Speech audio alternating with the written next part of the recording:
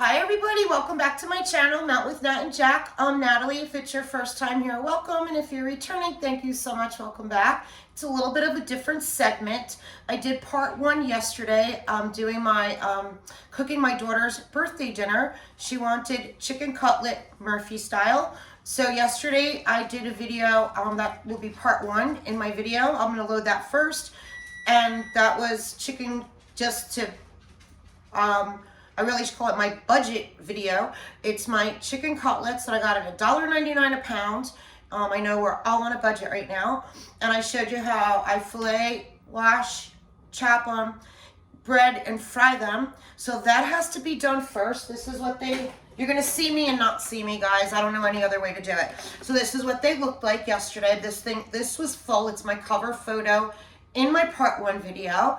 So this is what they look like. This is what, before I cut them up. Then today I cut them all into bite-sized pieces. I made 2 of these pans because my son and daughter, this is their favorite dish and I love it, so it's gonna go. So I cut those into bite-sized pieces. Then what I do is I take this bowl, a big bowl, and I chop. You could chop any way you want. If you want to use your chopper, if you just want to hand slice it, it doesn't matter. I hand slice onion, and I used 3 big onions. Fresh garlic, I used most of the whole thing of garlic. Again, you can use as much or as little as you want. If you don't like garlic, you don't have to use garlic. Then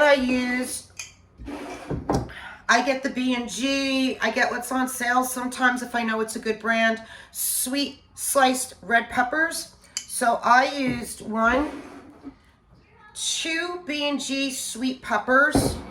I had this one, I must have gotten it somewhere, I don't know, marinated red and yellow sweet peppers. So I used 3 jars of sweet peppers, 3 onions, half a thing of garlic. Then I have hot chopped B&G peppers. Now, depending on your liking, we like things hot and spicy. You don't even have to put hot peppers in if you don't want. You could put a little bit in to give it a little bit of a tang. What I do is since I used 3 of these, when I sauteed, I threw in 3 heaping teaspoons. I let it saute for about 5 minutes and I took a spoon and I tasted a little. It was perfect to me. I did not need to add any more peppers, but I'd rather not overdo it and underdo it a little, and then I can always add a little more, because what happens is once it even sits overnight or once you bake it, the hot peppers get even stronger.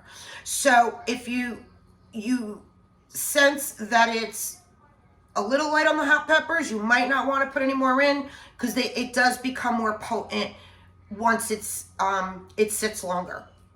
So I use 3 heaping teaspoons of chopped hot peppers, and it's spicy, but not overly that it's gonna kill you. 3 cans of mushrooms. So sometimes I buy fresh mushrooms and I wash them and I throw fresh sliced mushrooms in. I use canned. Sometimes I use canned, sometimes I use fresh. It just depends on my mood. But I'm kind of been in a hurry because I have a lot going on. So it's sweet peppers, hot peppers, onion, garlic, mushrooms, okay? As I chop, I throw it all in this bowl. I mix it all up, all together, the mushrooms, all of it. Then I take my big stock pot, I layer it with olive oil. Oh, it's hot. Where are my mittens? Did I put my mittens away? Sorry guys, they're somewhere, I don't know where. I take my big stock pot, I layer extra virgin olive oil, and then I throw it all in here. Now this is half of what I sauteed, because you'll see the other half, I got one cooking, my first tray. So then I throw all of it at once from that big bowl into here. Only seasoning I add is a little bit of salt, not a lot. That's for me. I'm not big on a lot of salt. So I do sprinkle a little bit of salt, that's it, no pepper, no anything else. So that's how I make the Murphy. That's called Murphy. Then,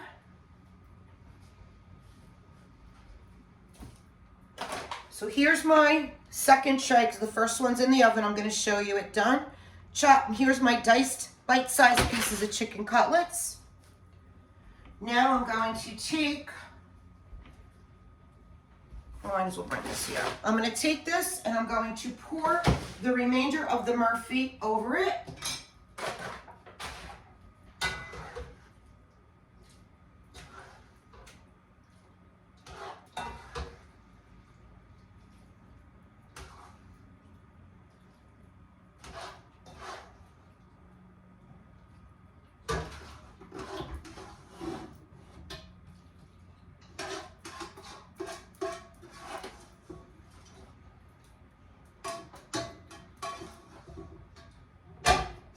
Okay, so now I poured the remainder of the Murphy over it. I'm going to stir it. I'm going to flip it. You can't stir it. You kind of flip it in, like flipping it over, going from underneath as best as you can, flipping it so that the peppers get all, and mushrooms and onions all get in there.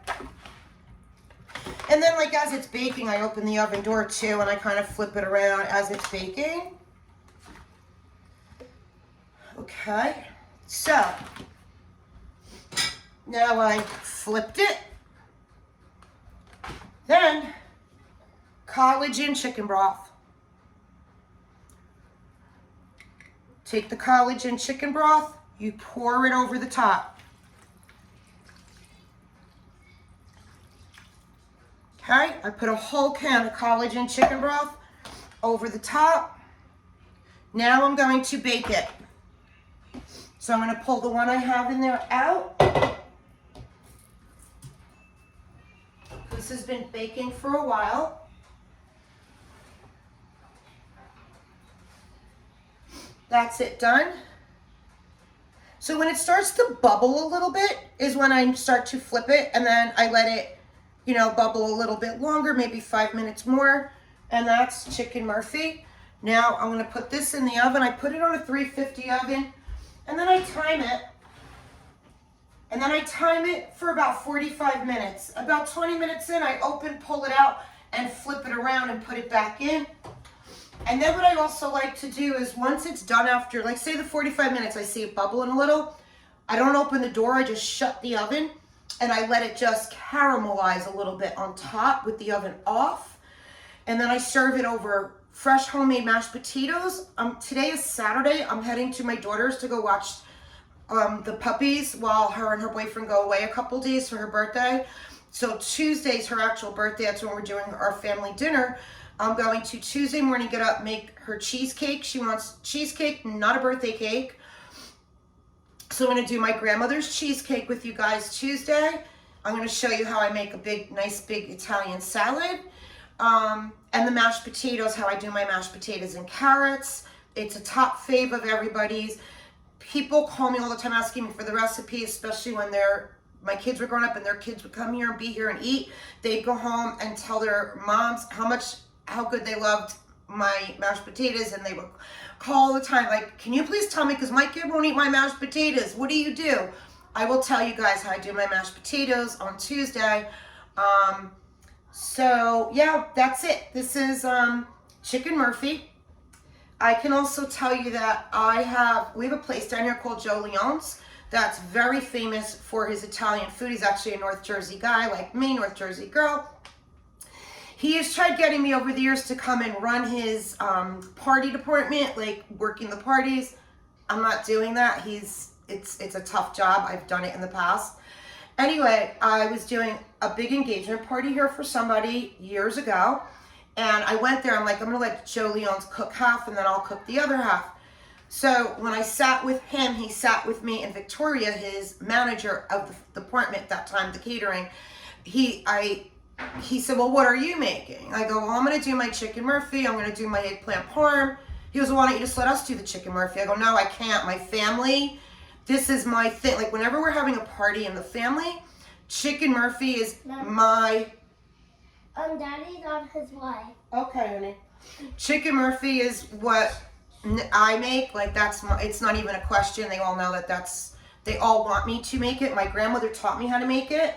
And she, when I was younger, would say, I would say, you gotta please show me how to make this. Show me. She goes, it's so hard. I think it's too much for you. Yeah, I'll show you when you're a little older. I'm like, no, please. I was like maybe 13. So she made me sit there, write down all the ingredients, took me to the food store, made me find everything with her, came home, and then I made it with her sitting there at the table. When she tasted mine, my grandmother said, I think you made this better than me. And ever since then, I am the Chicken Murphy and other recipes too. My grandmother taught me that when it's any party going on in my family, I make it. So anyway, I hope you enjoyed this food segment. Part 1 is I'm going to put up first. That's how I bread and fry the cutlets. Part 2 is the finished product of the Chicken Murphy. Then I'm going to take, I made 8 pounds of chicken cutlets yesterday. Might have been closer to 9. These chicken cutlets are fresh, never frozen. I'm going to freeze these in a Ziploc, and then I'm going to do chicken parm with them on a Sunday that I make my sauce and meatballs, and pull them out of the freezer and layer them with some sauce and fresh mozzarella and parm. And now I have chicken parm, and then I don't have to bread and fry. Like, that's a big part of the mess. So yeah, you could do that too, you know, like you could bread and fry, and as long as they were fresh and never frozen, you can freeze them in a Ziploc and pull them out as you need them, and they taste, you'd never know. Believe me, if there was a difference, I would not do that, but I do. So do all my Sicilian aunts. We do, as long as it was never frozen before. So, and again, as I said in my first video, hair's up, hands are clean, and always important, keep your area clean. Always keep your hands clean. If you stop touching the food to do anything, wash your hands again. That's all. And this is my grandmother. This is Maria. And she taught me, she raised me and taught me everything I know. Okay, gotta go. Love you guys. God bless. Bye. Any questions, comment below. Bye.